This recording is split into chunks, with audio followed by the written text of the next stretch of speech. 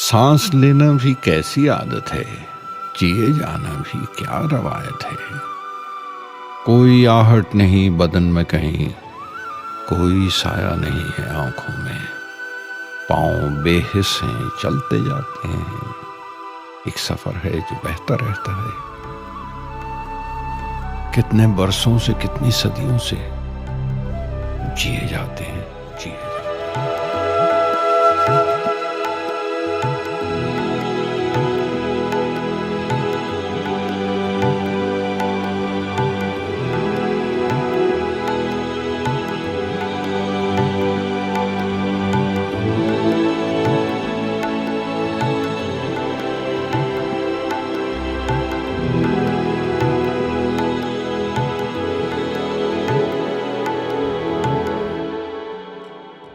आगरा और ताज, ऑलरेडी इतना कुछ कहा और लिखा गया इनके बारे में कि मैं क्या ही कह सकता हूँ।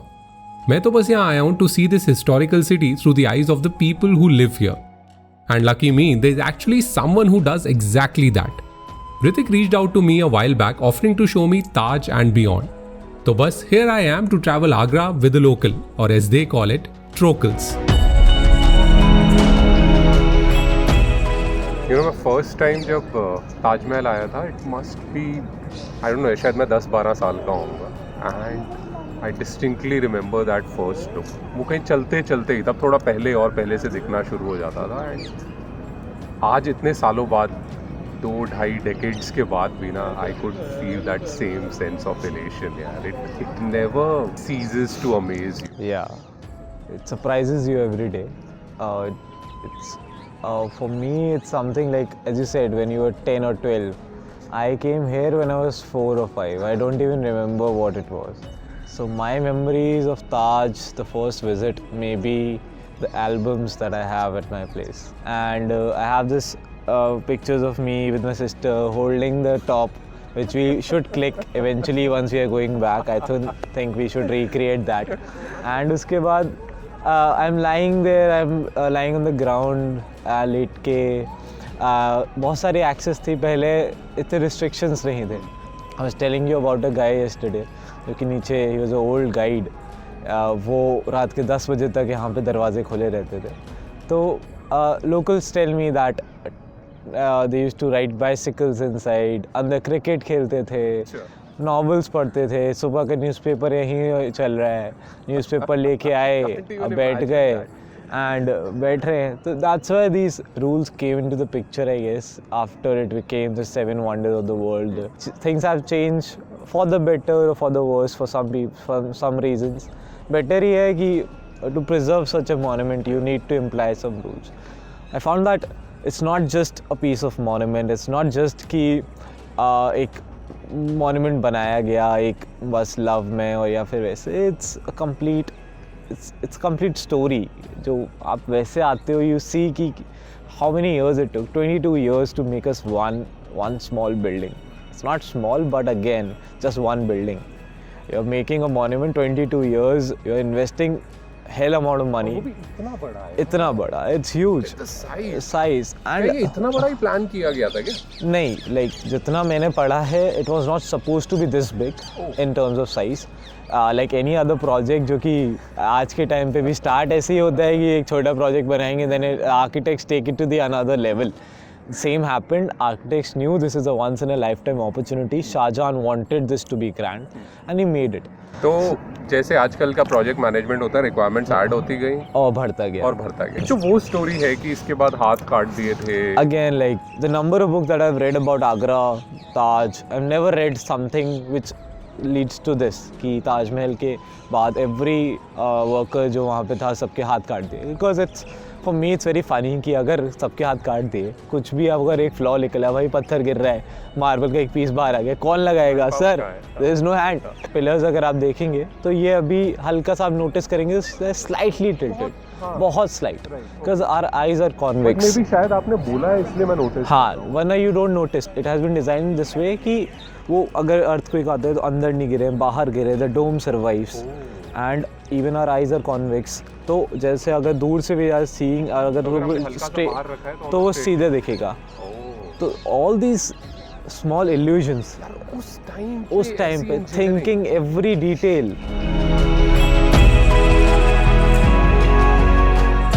Like everyone else, my previous Agra trips have also been fairly straightforward. Directly Taj Mahal आना, भीड़ से बचते बचाते थोड़ा घूमना फिरना और इस सब के बाद कुछ यूजुअल और कुछ अनयूजुअल पोजेस में photo खिंचवाना. But with Ritik along, I was about to explore a beautiful perspective of the city that most tourists don't get to.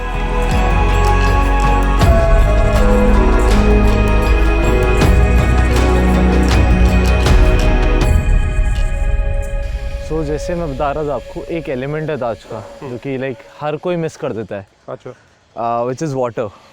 Like marble की सब बात करते हैं, इलने वर्क की सब बात करते हैं, रेड सैंडस्टोन है, ग्रैंड स्ट्रक्चर, बट वाटर जो उसका एक मतलब उसकी ब्यूटी को बहुत इन्हांस करता है. फाउंटेन्स जो अंदर आपने इतने सारे अभी देखे, दे आर ऑल वर्किंग. अब तो बहुत ही इजीली एक बटन आप दबाते हैं, इलेक्ट्रिसिटी से एक मोटर चालू होती है, पानी आता है, नीचे यमुना है. यमुना एंड ताज का एक बहुत ही ब्यूटीफुल रिलेशन है. Like I think they both complement each other. दोनों एक दूसरे पे डिपेंडेंट है. दोनों एक दूसरे पे इतना डिपेंडेंट है कि अगर एक नहीं हो तो दूसरा एग्जिस्ट नहीं करेगा. This is the Khane Alam Bagh. Definitely my favourite bagh in the city. Agra में अराउंड 40+ बाग्स थे उस टाइम पे. अभी कुछ 4-5 ही बचे होंगे. बट जो अभी ये बाग है, मेरे हिसाब से उस टाइम पे भी इसकी इम्पोर्टेंस इन टर्म्स ऑफ ताज, मतलब ताज के लिए तो बहुत इम्पॉर्टेंट है बाग, कि उसमें इतने 50+ फाउंटेन्स हैं. कैसे वर्क करेंगे, पानी आएगा कैसे? यमुना तो है, आप बाल्टी से भर के तो अंदर पुल नहीं करेंगे, इलेक्ट्रिसिटी है नहीं.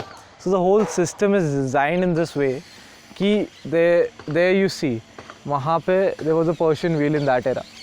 तो पर्शियन व्हील को ऐसे रोटेट करके वाटर लेवल को ऊपर लाया जाता था. एंड देन द होल, ये वॉल नहीं है तो आपको लग रहा होगा ये वॉल है. What do you think? ऐसे एक बाउंड्री सी आपको लग रही होगी, बट ये वॉल नहीं है, ये एक्वाडक्ट्स है. एक्वाडक्ट का एक कैनाल बोल लो, हिंदी में नाली बोल लो. Okay. तो एक तरीके से वाटर फ्लो करने के लिए एक डक्ट है. एक्वाडक्ट इसके ऊपर, अच्छा, इसके ऊपर पूरी बनी हुई है. यहाँ से पूरा वाटर लेवल ऊपर जाते जाते इधर फ्लो करते करते then again there is a system of pulleys there जो कि फिर से और ऊपर पुल करेगा, फिर वो डायरेक्टली ताज से कनेक्ट करता है उसे. तो from Yamuna to one level and then again pulleys to the next level and directly ये सारा वाटर वहाँ सप्लाई होता है. We are standing in the water works of Taj Mahal, जो कि शायद एक बहुत ही लाइक इस बाग का कोई लेजर के लिए यूज़ नहीं था. This is named after Khan Alam, was the care taker of the ताज.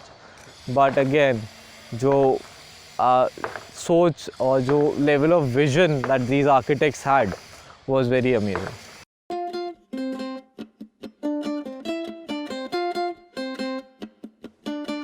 से यहाँ से पानी देखो छोड़ते थे, ये पूरा एक्वाडक्ट है. इस नाली से पानी आया, इस टैंक में फिल हुआ, ऐसे इस टैंक से पानी आया, इसमें फ्लो होके पूरा उसमें जा रहा है. अब इसमें गया पानी तो पूरे बाग में डिस्ट्रीब्यूट हो गया.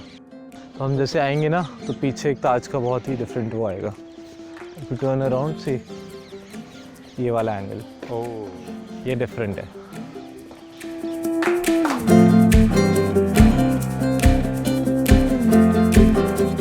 अब सुबह सुबह 3 घंटे ताजमहल में स्पेंड करने के बाद भूख लगना तो लाजमी है. And in a city as old as Agra, there's nothing like trying its most popular breakfast.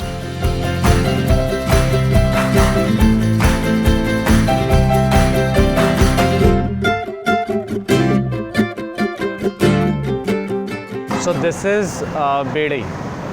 हाँ, तो जैसे दिल्ली में से बेदमी पूड़ी भी कहते हैं.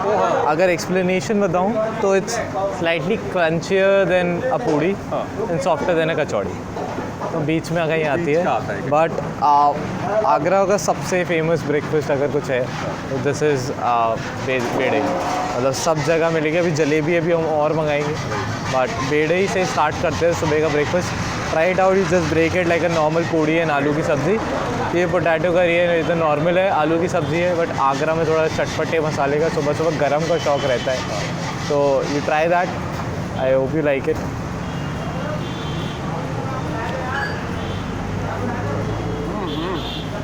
मस्त Yeah. एकदम हींग डाल के यार। या सो सारा फ्लेवर स्पाइसेस का ही है एक्चुअली तो, और बाकी इसके अंदर भी मसाले होते हैं थोड़े से। स्पाइसी है। पहले उसमें नहीं पता चलता बट इट इज स्पाइसी है। तो depends where you are eating. ये थोड़ी स्पाइसी है, कहीं कम स्पाइसी होती है। सो हर जगह का अलग है, और हर 200 मीटर पे आपको कहीं ठेल पे मिल रही होगी बेड़ई। तो बेसिकली दिल्ली में व्हाट छोला भटूरे हाँ। Is to Delhi Delhi bedai is to Agra. Is to Agra. जैसे जो बाहर काम करता है वो घर वापस आता है तो सुबह ब्रेकफास्ट में बेड़ई खाएगा। So what is Agra's obsession with petha? Petha का ऑब्सेशन आगरा में इसलिए है, आगरा में फेमस इसलिए है पेठा, बिकॉज आगरा का पानी सूट्स पेठा द बेस्ट। जो पानी है उससे फ्लेवर आता है पेठे में। अब पानी, अब तो आर का पानी है, हर जगह वही आता है। पहले यमुना के पानी से बनता था, दैट इज स्लाइटली खारा, सॉल्टी। तो वो एक बहुत मेजर रोल प्ले करता था।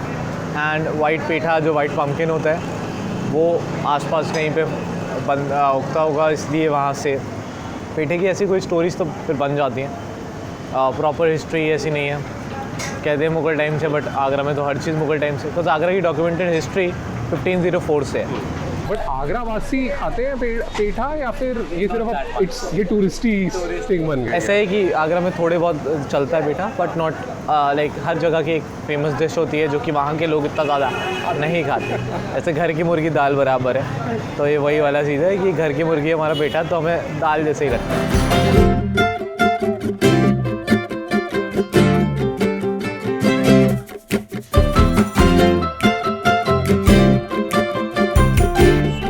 इतना ज़्यादा तीखा है ना कि क्या कर सकते हैं। जलेबी विद सब्जी ट्राई करना, sweet, spicy, salty, yummy.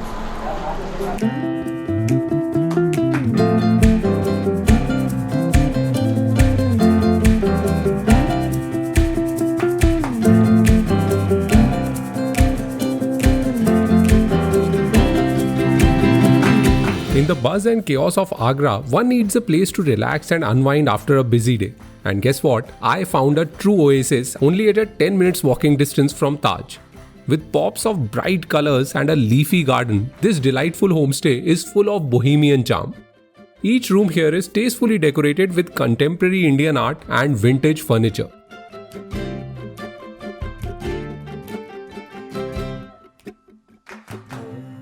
Run by globetrotters Sanjay and Pratibha, who with their wealth of knowledge, warm hospitality and a taste for colorful artwork have created a wonderful place to stay and explore Agra. अब वैसे तो ताजमहल को पूरी दुनिया में epitome of love बोला जाता है, but there is a cafe that's doing more for love than any other place because it's giving acid attack survivors a new lease of life. So the next time you visit Agra, take a couple of hours and head to Shiro's Hangout, a bright, heartwarming cafe run entirely by the survivors of acid attacks. With a library and a section dedicated to handicrafts, Shiro's doesn't charge for food and beverage as it runs on a pay-what-you-like format. The cafe was the brainchild of Chhau Foundation, an NGO founded with the sole purpose of rehabilitating these survivors. तो 5 लोगों से ये cafe शुरू हुआ था। इसकी opening हुई थी 2014 में 10 दिसंबर को। तो हमारे लिए मतलब मैंने आज तक कभी कोई जॉब नहीं करी, और अटैक के बाद मेरा पहला एक्सपीरियंस था कि जो मैं मतलब इस तरीके से एक मॉडल अपने लिए देख रही थी कि हमें आज से यहाँ पे काम करना है। तो हमारे लिए मतलब ऐसे खड़ा कर दिया भैया ने कि आज से तुम लोगों को यहाँ पे काम करना है। तो इस तरीके से मतलब शिरोज़ की ओपनिंग हुई। धीरे धीरे करके काफ़ी सारी लड़कियों ने न्यूज़ में देखा, मीडिया का और लोकल यहाँ के जो थे उनका बहुत काफ़ी सपोर्ट रहा है। मतलब मीडिया ने इतना सपोर्ट किया कि हमारे मीडिया में आने के बाद इतनी सारी लड़कियाँ खुद न्यूज़पेपर में देख कर कि आज हमें वहाँ पे जाना है और उन दीदी से बात करनी है। तो इतना मतलब इतना बदलाव आया था इस कैफ़े के खुलने के बाद। सीरोज इसलिए रखा गया, सब लोग बोलते हैं लड़के हीरो होते हैं, लड़के सब कुछ कर सकते हैं, लड़के निकट्टू होते हैं, लड़के एक नंबर के निकट्टू होते हैं। आप देखेंगे ना C+ हीरो। सी हीरोज। ऐसे नहीं बोलेंगे आप लड़के निकट्टू होते ऐसा नहीं है। ये जो नींव जो खड़ी करी ना वो भी एक लड़के ही है वाह, जिन्होंने हम लोगों को आज इस प्लेटफॉर्म पे लाया खड़ा हुआ है कि हम अपनी बात रख सकते वही वो भी कहते एक ना लड़के हैं। ऐसा नहीं बोलोगे लड़कों के लिए क्या लड़की क्या आपने पहले आपके नाम पे मैं एकदम फिदा हो गया, अब आपकी बात पे फिदा हो गया। Thank you. 1 जनवरी को कैफ़े के बारे में पता चला, सरोज हैंगआउट के बारे में कि ऐसे कोई एनजीओ खुला है, तो मेरी मम्मी मुझे लेके आई और मैं अपना फेस पूरा कवर करके आई हुई थी, बस मेरी आइज़ दिख रही थी। तो मैं यहाँ पे आई तो मैं सबको देख रही थी और मैं ऐसे डरी थी। तो मुझे मतलब रूपा दी, सोनिया दीदी सब लोग मिली, तो मैं देख रही थी इनको, तो बोल रहे आप फेस कवर क्यों कर रखे हो। मैंने इनको बोला मेरा फेस अच्छा नहीं है, तो बोला फेस आपको कवर नहीं करना चाहिए, फेस उसको कवर करना चाहिए जिसकी गलती है। तो उस दिन से आज तक मैंने कभी फेस कवर नहीं किया।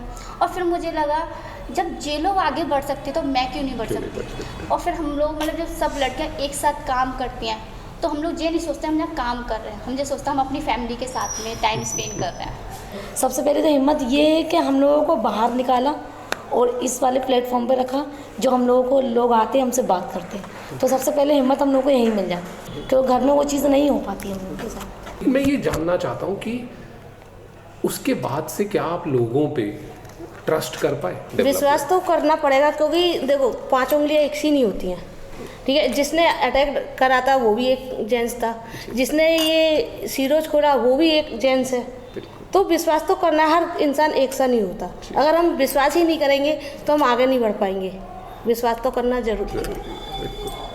आप लोगों को पता नहीं है, आप ये छोटी छोटी चीज़ों से ना कितना अंदर से इंस्पायर मुझे कर रहे थे, क्योंकि जो हादसे अलग अलग होते हैं, किसी के साथ अंदरूनी हादसे, किसी ने कुछ ऐसा किया जिससे मुझे अंदर से चोट लगी, किसी ने कुछ ऐसा किया जिससे मुझे बाहर से चोट लगी, लेकिन इम्पैक्ट वैसा ही रहता है। और वो कई बार आपकी पर्सनालिटी चेंज कर देता है, कई बार पर्सनालिटी अच्छे के लिए चेंज कर देता है, कई बार बुरे के लिए चेंज कर देता है कि आप एक कड़वे इंसान बन जाते हो। लाइफ में आपको ना कुछ बहुत अच्छा सारी चीज़ें चेंज होती हैं, क्योंकि मतलब एक हम जब सोचते हैं ना कि हमारे साथ ये हो गया तो हमें आगे नहीं बढ़ना चाहिए, और जो मतलब सभी के ऊपर यही सोच के एसिड अटैक हुआ था कि मैं एसिड फेंक दूंगा और उसका चेहरा बेकार हो जाएगा, वो जिंदगी यहीं खत्म हो जाएगी, 4 दीवारी में रुक के बंद होके उसमें घुट घुट के मर जाएगी। लेकिन सबने उसको उल्टा किया, और इसका कारण क्या था? संस्था हमारी।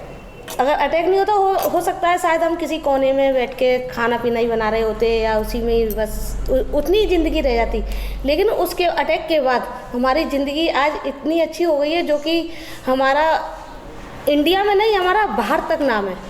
एक नाम मिला है हम लोगों को यहाँ से, एक हमारी पहचान मिली है। तो आप में से जो भी आगरा वाले हैं, उनमें से आप मेरे को बताइए कि आगरा में खास खाने पीने का, देखने का, घूमने का, आप कहाँ कहाँ घूमे हैं आगरा में? नंबर 1 पे तो हमारा ताजमहल, दूसरा नंबर 1 हमारा शिरोज। वाह, इससे ज़्यादा हम कुछ नहीं जानते। Sheroes is a testament to a very different kind of love. जहां एक तरफ ताज दुनिया का 7th वंडर है, Sheroes goes 1 step ahead by turning pain and trauma into hope and smiles, and eventually victims into fighters.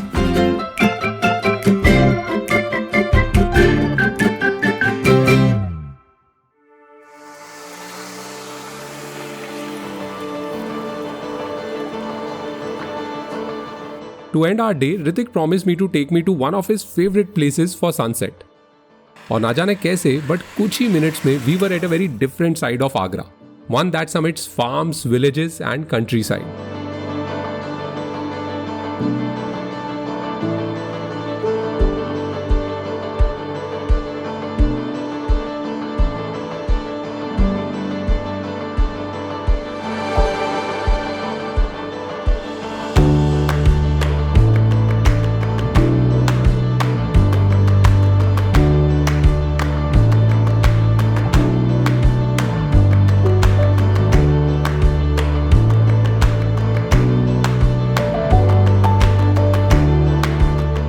And yet another view, yeah. I told you, it's much more than the Taj. So most people think कि बाहर आए आप ताज से, you see the white place and it's done. It's not just that. There were a lot of places that we saw while we were coming here, कि जो रास्ते में which went into the construction of the Taj. I told you जैसे COVID के बाद when I came here, somebody was sleeping here. So I don't think that Oberoi can offer you this. So the best views that you see. But what exactly is this place? कहाँ है कहाँ? So this is Aga Khan ki Haveli. अच्छा. So you're standing at one of the rooms of those Havelis. So this is 1652 when this was made, and Taj got completed in 1653. Oh. So the whole is like the bond of Taj and this place is like since 400 years. यहाँ के बड़ा royalty जैसा feel हो रहा है, ऐसा लग रहा है कि यार ये आपकी विंडो है and you have the best seat in the house. The sun is about to set, उसके बाद the real magic happens.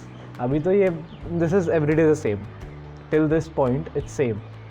After this when the sky starts to change its color, सब मुझे फील आता है. To be honest हम आगरा से कोई बहुत दूर नहीं गए हैं और इन अ वे आज हमारा पूरा दिन with Taj being at the centre of the story उसके अराउंड ही रिवॉल्व किया है, literally as well as figuratively. और इतने अलग अलग पर्सपेक्टिव हैं यार, उसको अंदर से देखना, उसको यमुना से देखना, उसको यहाँ से देखना, या फिर उसको किसी लोकल की नज़रिए से देखना. It's I believe Shah Jahan was more into a lot of architecture. He was a fanatic for architecture. He loved it. He sent his best architects across the world. He brought inspirations, like a Bollywood movie. The dome comes from Middle East. The pillars come from somewhere else. The windows are very similar to what you see in Humayun tomb. The marble that you, the Milne work, it's right there on Itmat ud-Daula. बहुत सारे आपको ईरानी structures में, European structures में, Italy में मिल जाएगी. So that's what it makes it so perfect. इस बात में कोई शक नहीं है that Agra is personified by its magnificent monuments. But अगर थोड़ा सा टाइम निकालें तो we can appreciate the city for what else it has to offer. Because it's only when we slow down and listen to the stories of people, we realize that there is far more to it than what meets the eye.